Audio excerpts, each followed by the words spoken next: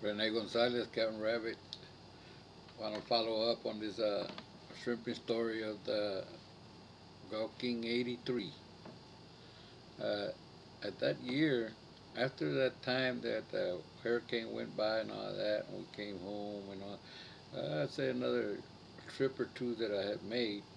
There was a friend of mine here from Rockport, Corn Reyna.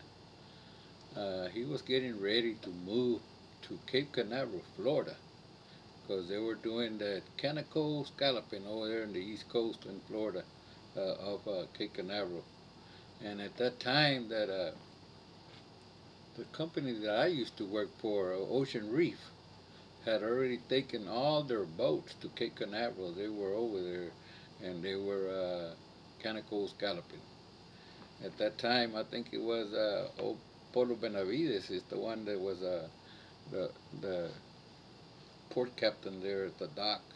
And he's the one that run the boats and all that. But I went with Corn over there to Cape Canaveral. That was the first time I went to Florida, and we started that Conaco Scalloping over there. And man, that was weird. Kind of neat because you drag is one net on each side. They're smaller nets, but they're heavy duty, big old tickler chains on them, heavy because the Conaco Scallop is a little ball. It's just a little ball. It's a round scallop, and those bags they used to call them cutoffs when they're full of scallops. I mean, all the way up to the choke straps, big old bags. And what you do is just dump the bags and you pile it up on the back deck. You just pile it up every drag. And with Corn, we used to pile up big time, man. That guy, that guy, he was old Pinhead, his Corn's brother, and that with us that time, and I think it was Joe Bob too. They were on the boat, and man, we were loaded down. Man, that pile was up. It was almost up to the top of the boom where the lights were at on the boom. That was how high that thing was, man. And at one time, one of those drags, the pinhead was on the cat head holding the line, picking up the bags. So Corn was on top of the pile, the scallop pile, to pull the lines on the bags to open them, release the bags. The rope on the cat head slipped and it dropped on top of Corn.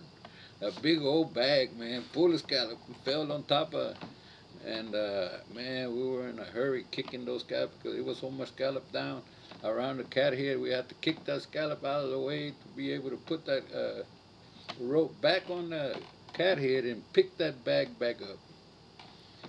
And when we did, he was sunken into the pile of the scallops. You know, it just sunk him in.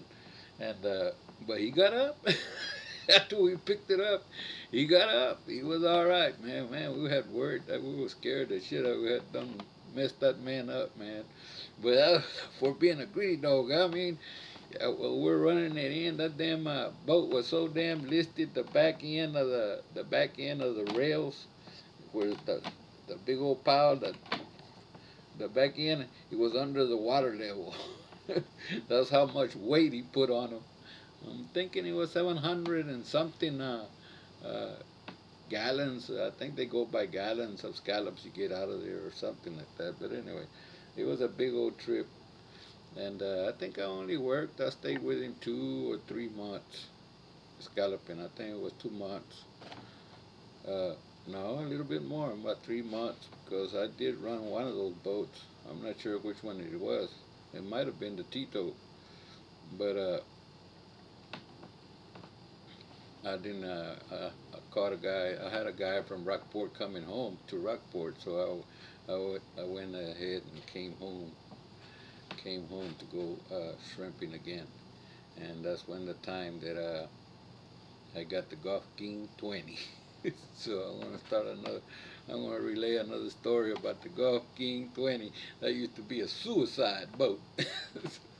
So stay tuned.